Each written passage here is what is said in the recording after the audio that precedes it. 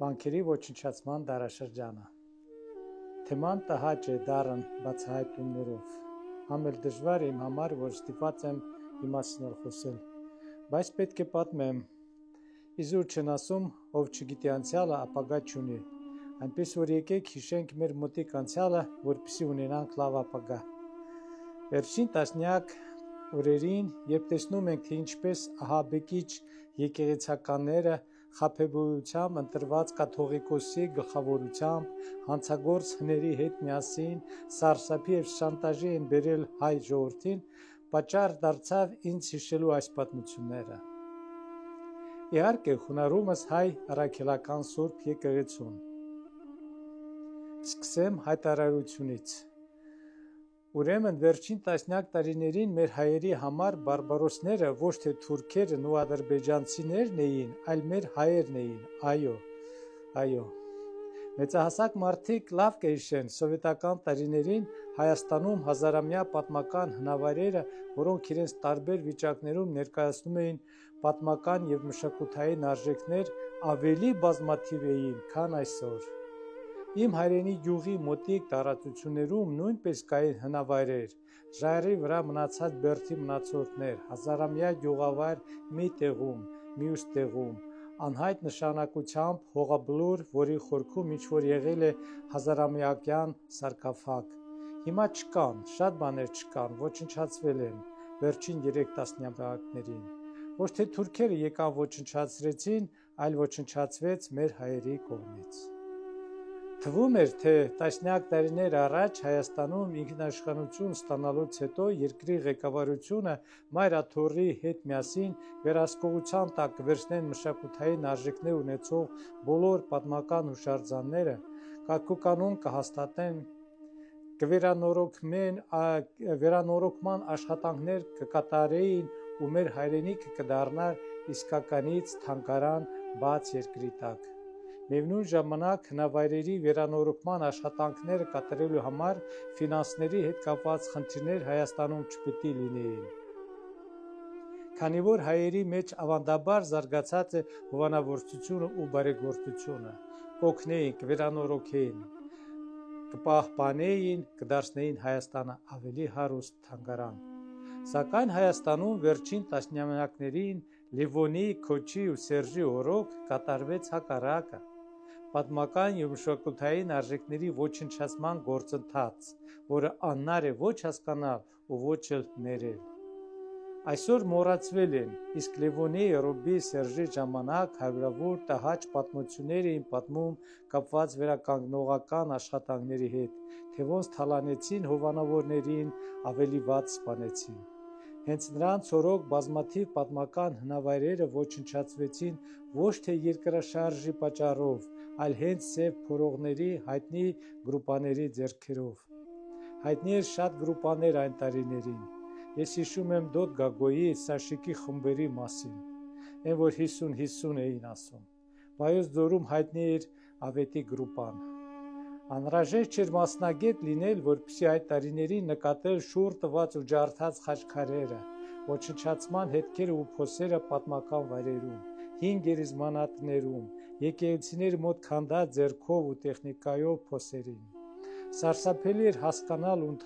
ընդունել, որ այս ամեն ինչը Հայաստանում կատարվում էին մեր հայրենակիցների կողմից։ Անհերքելի փաստ է, հենց Լևոնի, մանավանդ Ռոբի օրոք Հայաստան էլիտան բարբարոսաբար արմատախիլ արեցին ամեն ինչ ու երկրից մետալալոմի տեղ վաճառքի հանեցին։ Այդ նույն վերնախավը լիխարադորեն հիվանդացած, զինված մետաղավորսիչներով, տարբեր գործիքներով, տարիներով որոնում էին արտեֆակտներ, գանձեր Հայաստանում։ Հազարավոր սև փորողները նույն էլիտայի թույլտվությամբ ու հովանավորությամբ բարբարոսաբար որոնում էին արժեքարավոր իրեր հնավայրերում, եկեղեցիներում, ամրոցներում, գերեզմանոցներում, պայթեցնելով, փորելով ամենուր, որտեղ ենթադրում էր, որ կարելի է գտնել արժեքավոր առարկաներ։ Հենց Հայաստանյան ժամանակ էլիտան ու իրենց համար աշխատող սև քանդողները, այլ ոչ թուրքերը, ոչ թե դարերը ու երկրաշարժերը քանդեցին բերդի պարիսպները, վանքերը, գերեզմանները, շուռ տվեցին ու ջարդեցին հազարամյա խաչքարերը։ Իմ հայրենի գյուղի տարածքներում նույնպես քանդեցին, շուռ տալով պատմական հազարամյա խաչքարերը, բնակավայրերը։ Ռոբի, Լևոնի, Սերժի կառավարման տասնյակ տարիներին արժանիորեն ես անվանում եմ վանքերի ոչնչացման դարաշրջան։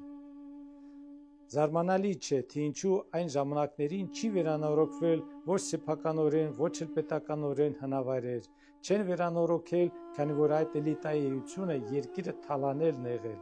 Գերեզմանոց քանդողը հավատացյալ եւ բարեգործ չի կարող լինել։ Գերեզմանոց քանդողը հավատացյալ եւ բարեգործ չի կարող լինել։ Նույն ժամանակ սուտ բարեգործները կառուցել են մի քանի հատ նոր եկեղեցիներ, ինչ որ էլի կառուցում են, դե որպեսզի իրենց անունները անմահացնեն, իրենց հավերժացնեն։ Բայց ասեմ, որ շատ խորը նրանք սխալվում են, դարը փոխվել է։ Հիմա ինտերնետ կա, ինչի օգնությամբ թալանչու անունը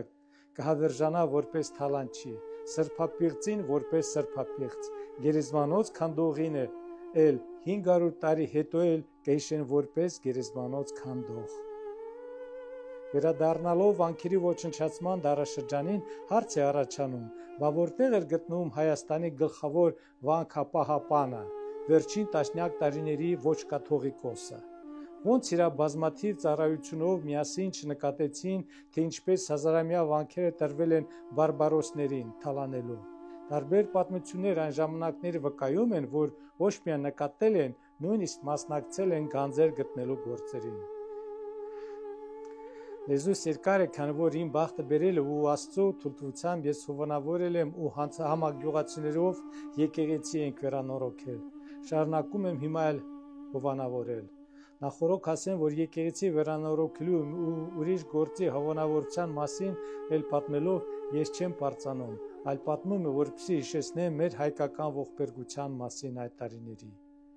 Ուրեմն 40 տարի ավել առաջ ինստիտուտից ինձ ուղարկեցին Ռուսաստան աշխատանքի, խորվեցի ու մնացի, ինչպես 100 հազարավոր մեր հայրենակիցները Ռուսաստանում, այնպես որ Հայաստանում գումար ոչ վաստակել են, ոչ էլ թալանել, բայց այնուամենայնիվ ես օգնեցի գումարով, իսկ համագյուղացիներս վերականգնեցրին մեր Թառաթում գյուղի եկեղեցին, որը կոլխոզի պահեստ էր դարձած ու ավերակվում էր։ Անկասկած մեր գյուղի բախտը բերեց, եղբայրս աշխատում էր գյուղի նախագահ։ Իմ առաջարկությունից հետո ինքը մայր աթոռի հետ համաձայնացրեց եկեղեցու ինքնուրույն վերանորոգելու հարցերը։ 2 տարի հետո կատարեցինք եկեղեցու օծումը արդեն։ Եկեղեցականների օգնությունը մեզ այդ տարիներին իրենց մասնակցությամբ բոլոր փուլերին հիմա թվում է անհնարին։ Դժվար չէ պատկերացնել, որ եթե մենք չվերանորոգեինք, ուրեմն եկեղեցին մեր կդառնար ոնց որ հազարավոր քանդած ուրիշ ավերակներ Հայաստանում։ Արդեն 26 տարի է Սուրբ Հովհաննես եկեղեցին ծառայում է թառաթումցիների ու այլ տեղերից եկած հավատացյալների համար։ Իսկականից Թառաթում գյուղի բախտը բերեց, քանի որ շուտով Քոչարյանի կոռուպցիայի տեսքով ուռուցքը պատեց Հայաստանին, ու ամեն ինչը ավելի ողբերգական փոխվեց երկրում, եկեղեցի մթնոլորտում էլ ավելի, երբ կաթողիկոս դարձավ Գարեգին II-ը։ Այն տարիներին հարյուրավոր պատմություններ էին պատմում, թե ինչպես ոչ կաթողիկոսը հովանավորներին թույլ չի տվել ինքնուրույն զբաղվել եկեղեցիների վերականգնմամբ եւ վերանորոգմամբ։ Հովանավորները գումարներ փոխանցել են ինչ որ հաշիվների, որտեղից էլ յուրացվել էին, թողնելով վանքերի շենքերը չվերականգնված։ Ավելացնեմ, շուտով ինձ, որպես Թառաթումբի եկեղեցի վերանորոգման հովանավոր, սկսեցին փնտրել ինչ որ ծառայողներ մայր աթոռից։ Պատճառը անհրաժեշտ է Թառաթում Սուրբ Հովհաննես եկեղեցու կատարած վերանորոգներու մեր համար կազմել նախագիծ ու համաձայնացնել նորից։ Նույնիսկ վախեցնում են, որ կարող է քրեական գործ բացենի վրա ինչ որ ինքնուրույն վերանորոգման աշխատանքներ կատարելու համար եկեղեցու։ Այսինքն խաբելու վախացնելով կաշառք են ուզում ինձանից։ Նախագումարն էլ ավելի շատ են ուզում, քան ծախսել էի վերանորոգման վրա։ Իհարկե ես ոչ տարիների ընթացքում հանդիպեցի իրենց հետ, ոչ էլ հեռախոսի զանգերին էին պատասխանում։ Ընդհանրապես այդ տարիների հովանավորություն անելը Հայաստան վտանգավոր էր կյանքի համար, ինչը ես զգացել եմ իմ անձի նկատմամբ քանի անգամ։ Ուրեմն 2000 թվականից հետո էր այս պատմությունն էլ կպատմեմ։ Ինստիտուտից մոտիկ դասընկերս Ստեփանակերտից, ով որ այդ տարիներին աշխատում էր Լաչինի շրջանի ղեկավար, մի օր ինձ գտավ ու խնդրեց գումարով օգնել մի քանի փոքր գործեր կատարել իր շրջանի գյուղերից մեկում։ Ես Կամոյին ինստիտուտի տարիներին որպես հայրենասեր մարդ ու անչափ հարգում էի, այնպես որ գումարը սրած ուղարկեցի։ Մյուս տարի Կամո կանչեց իր մոտ ցույց տալու։ Երբ Արցախում համոզվեցի, որ գործը լավ է արած, Կամոյին առաջարկեցի էլի գումարով օգնել ուրիշ գործերի համար։ Մանավանդ, որ Արցախում, Հայաստանում ամեն օր օգնության կարիք ունեին մարդիկ, ես էլ հնարավորություններ ունեի օգնելու։ Բայց Կամոն ոչ միայն չհամաձայնվեց օգտվել իմ հովանավորությունից, նաև ինձ զգուշացրեց, որ ես էլ չրևամ իմ բարի գործերով Արցախում ու ընդհանրապես Հայաստանում եմ։ Քանի որ իր իմանալով ինձանով Ղարաբաղցի վտանգավոր տղերքը հետաքրքրվել են։ Հնարավոր է, որ ինձ բռնեցնեն, վրես գործ բացեն, որպեսզի ինձանից մեծ գումարներ փոխեն։ Կամոյի զգուշացումները ընդունեցի, իմանալով արդեն Ղարաբաղցիների արշավների մասին Հայաստանում։ Շուտով էլ մեծ եղբայրս հաղորդեց, որ ինչ որ մարդիկ ինձ են ման գալիս Երևանում, հասնում են օրես։ Այդ դեպքերից հետո ես հասկացա, որ ոչ թե բարեգործություն անելը, նույնիսկ իմ Հայաստան գալը նույնպես վտանգավոր է դարձել։ Երկար տարիներ խուսափում էի, վախենում եմ Հայաստան գալուց էլ վաղագաղտնի է գալիս ընդամենը 2 օրով, հասնում է ծնողներիս տեսնել ու շտապում է օդանավակայան։ Պատմում եմ ու նորից ապրում այդ ժամանակների ամաչելի իմ վախը։ Ամեն անգամ, երբ հիշում եմ, որ Ռոբի Սերժի տարիներին շատ մարդիկ կորան, շատ ունեցողներին նստեցրեցին, թալանեցին, սպանեցին, ես ուրախանում եմ, որ իմ բախտը բերել է։ Ես ոչ ֆիզիկական, ոչ էլ ֆինանսական չեմ վնասվել։ Փառք, որ 2018 թվին իշխանության եկավ Նիկոլ Փաշինյանը։ Չնայած այդ նույն թալանչիների, սրբապիղծների, հանցագործների կողմից խանգարումներին երկիրը ամենանորակվում է։ Հայաստան դառնում է դրախտային երկիր, բայց ինչ որ վանքերի ոչնչացման դարաշրջանում ավերվեց Հայաստանում հայ բարբարոսների ձեռքով, էլ վերականգնել չի լինի։ Մնում է մենք հիշենք, որ հայ ազգի համար առաջին հերթին բարբարոսները նման տիպի հայերն են եղել ու մնում են մեր մեջ։